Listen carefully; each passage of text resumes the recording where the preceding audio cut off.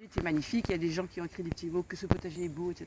Donc on s'est dit, alors en fait on a bien compris, l'eau des toitures est recueillie dans cette pièce d'eau par les terrains qui voilà.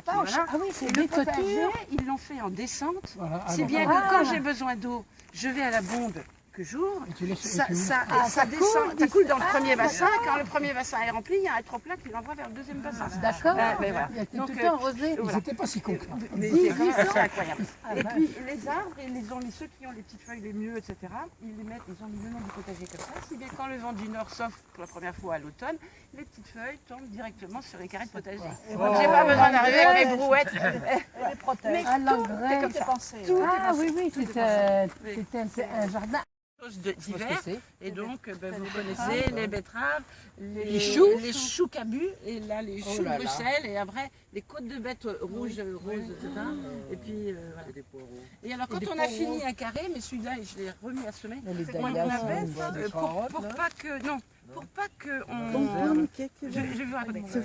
la terre se dame avec la pluie quand une culture est finie, sinon on ne peut plus la travailler, ça devient dur comme du béton.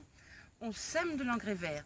Et l'engrais vert, c'est de la graine de moutarde ou bien de la facélie. Vous allez voir tout un carré de facélie. La graine de moutarde dans la salade, hein? Oui, peut-être. J'ai jamais essayé parce qu'il faut pas que ça. Enfin, sinon, ça graine très fort. Alors, ça se met partout dans les allées, etc. Oui. Donc, en fait, une fois qu'elles vont pousser un peu beaucoup plus et que la fleur va commencer à apparaître, on tombe. Les vers de terre viennent manger, c'est eux qui retournent la terre. Oh là là. En fait, t'es une grosse feignasse, quoi. Je n'ai jamais une seule fois bêché le potager. Ah bon? Non. Et on a retrouvé un petit document dans la maison, un beau joli document écrit à l'encre de Chine avec le nom de tous les arbustes. Alors on tournait les pages, et en bas il y avait marqué 1839, le pépiniériste qui avait fait tout ça et qui envoyait sa facture. On s'est dit on peut pas faire ça.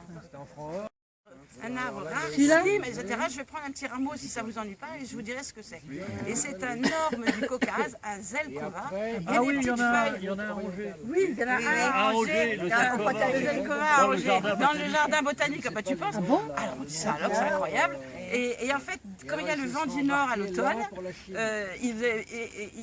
le vent froid arrive de là, c'est les premières feuilles qui tombent sur le jardin potager, qui recouvrent, si tu veux, après ça je les ramasse à la main, et je recouvre tous les carrés de culture, non plus de facélie et de non, mais de feuilles mortes comme ça. À la fin, il n'y a plus que ça. Les vers de terre, tout l'hiver, ont retourné la terre pour chercher la nourriture, etc. Et le zelkova a fait une vingtaine de petits arbres, tous les arbres après, c'est du zelkova. Ah, il fait des petits? Oui, il fait des petits. Ils sont gros, hein, maintenant. C'est ça, alors comment?